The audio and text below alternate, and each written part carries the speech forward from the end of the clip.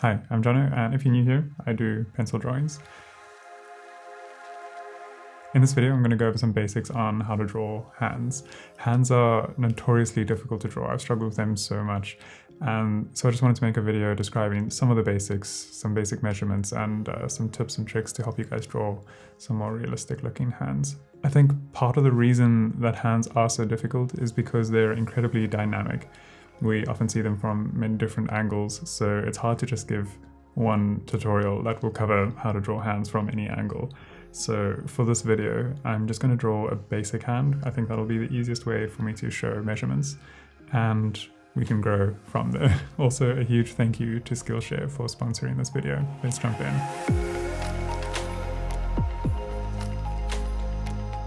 So I'm going to be drawing my own hand here first. I'm going to start off just by drawing a square. The main body of the hand isn't a perfect square. As we know, it kind of tapers off to one side towards the pinky. So I'm just going to taper it off there.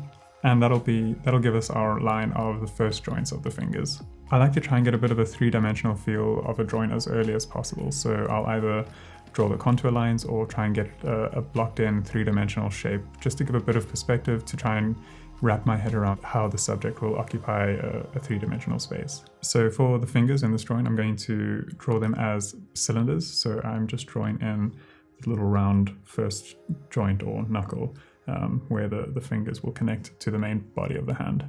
Okay, let's get into the first measurement we're going to make.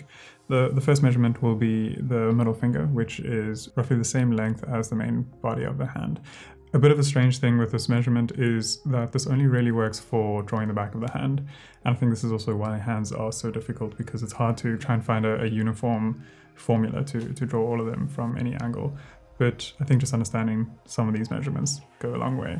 Once we have the measurement of the middle finger, we can then measure the index finger and the ring finger. These I find, at least on my hand, are about a fingernail's length shorter than the middle finger. And then the pinky finger is about 2 fingernails lengths shorter than the ring finger. A fun little fact that you learn in art school is that fingernails are the preferred measuring system for measuring out hands. Some tips with drawing hands. The fingers don't come straight out of the palm of the hand like this. Generally, the fingers are splayed out a bit, or naturally the fingers are splayed out a bit. Another thing is also that there is usually a gap in between each finger, which is quite important. This gives you the opportunity to add a bit of shadow or some leading lines where the webbing of the fingers are. And that just has a much more natural look. I think when we learn to draw hands, we generally draw the fingers coming straight out. They're all usually straight against each other or flat against each other. And this just looks very unnatural. So keep that in mind with your hands. The inverse of this as well with the hands or the fingers coming splayed out is that when you create a fist, the fingers generally form a bit of a V. They come inwards. When you open your hand, the fingers are splayed out like that. And the pinky finger particularly generally is quite eccentric and flies off to the side. Knowing this can also just help your hand drawings look a little bit more expressive, so that's a big one. Another thing to keep in mind is that the thumb is usually at a 90-degree angle to all of the fingers. If you were to just draw a hand like this and draw all the fingernails facing you, as including the thumb, it would look super weird. The thumbnail is usually, you can only see half of it, or if anything is being gripped, then the thumb is actually opposite all the other fingers. I know this is obvious, but sometimes we don't think about that when drawing hands. We have this idea or shape of hands in our mind, and when we try and draw them, we often stick to that script, and we don't realize some of these small little details that make a huge difference. The last tip I have for you in terms of form and proportion would be to pay close attention to the fingernails. Often we kind of gloss over the fingernails because they're quite easy to draw and we don't really pay that much attention to them.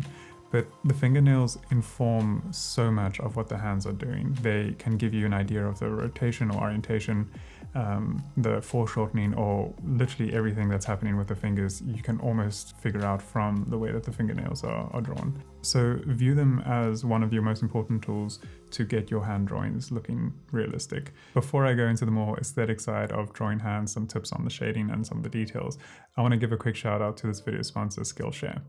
I'm really happy to be working with this company again. I think they've done a really great job of helping people who are looking to use 2020 as an opportunity to develop new creative skills. I know that for myself, if I get a little bit stuck or just feel a bit like creatively blocked, Learning something new from other artists is an amazing way to start developing new ideas or just break out of the shell that you might have put yourself into. Skillshare is an online learning community that offers membership with meaning. Whether you want to learn something new or just get help with your creative career, Skillshare empowers you to accomplish real growth. The classes are designed to try and make it easy to learn without compromising the rest of your life. If you want, you can do shorter classes that can fit into your busy routine. A class I really enjoyed was Chantel Martin's Drawing on Everything. Well, I work in a very different way to her. Her class was so inspiring for me and it got me thinking in ways that I hadn't before. Her style is so expressive and intuitive and freeing, and for me that helped me just think a little bit out of the box that I found myself in. It's incredibly affordable, with an annual subscription being less than $10 a month, and because Skillshare are sponsoring this video, you can sign up using the link in the description and get 2 months free premium trial. So if you're keen to try it out and learn something new, use the soft code to get started. I'm drawing the fingers as cylinders. At this point, I'm not too concerned with them being perfect. I just want to get an idea of how wide and how long they are, and to see if they look like they're in proportion with the rest of the hand. The next measurement to be aware of is where the joints sit. From the back of the hand, the second joint will be about halfway up the finger, dividing it into two. You can then draw the third joint just slightly more than halfway up the new divide that you've created. It'll be about a fingernail's length below the actual fingernail. I'm going back into the cylinders of the fingers, giving them a little bit more shape.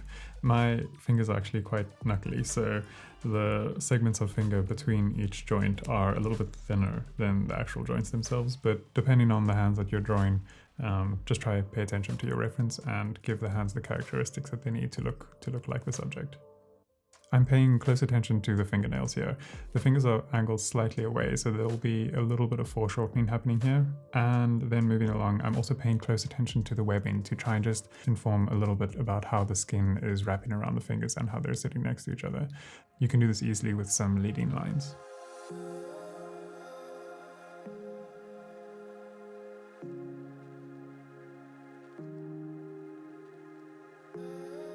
Okay, so now most of the outline is done.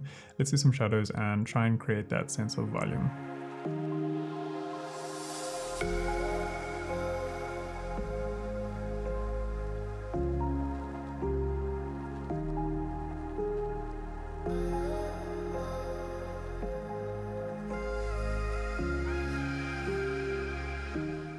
Some more tips when it comes to drawing the more detailed part of hands.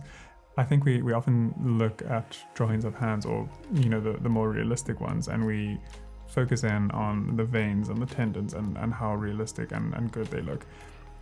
And I think that's a little bit misleading. A lot of artists tend to focus on this without necessarily considering the volume or some of the more fundamentals. And I see they create these harsh lines to try and render those details, and that can really destroy your drawings. The shadows cast on the back of the hand from tendons or veins are usually really soft. Even if they are harsh, that'll probably indicate like an older hand or something, but even then it's slightly blurred. So I think try use like blending stumps or cotton wool or anything to soften your pencil strokes, or just when you draw very carefully and lightly and try and have these shapes merge in with the skin around them. Often these shadows and highlights also don't run the full length of that vein or the tendon. There's a small section of it that's suggested, and that's enough to get a really convincing effect. I think when it comes to hands, less is definitely more in terms of detail and shadow. Another thing is also not to draw every single crease and wrinkle in the hands. Rather pay more attention to the folds in the skin and see which direction they're going rather than a crease, because that'll inform how the skin is wrapping around the muscles and the bone and give you a much more realistic drawing, rather than if you had just paid attention to only the creases or try to draw every single detail, which often results in your drawings looking a little bit flat. Okay, so that's it for this video. I hope you guys found it helpful. There's actually so much to go into with hands and anatomy that it's hard to fit it all into one small video on YouTube. So I've been thinking about doing some kind of like online group or something where I can upload like longer videos, almost full-length drawing videos, and maybe just give some more like in-depth classes and stuff. So if you're interested in something like that, let me know. Otherwise, let me know in the comments what you'd like to see in the next one. And as always, thanks for the support. I'll see you in the next one. Bye.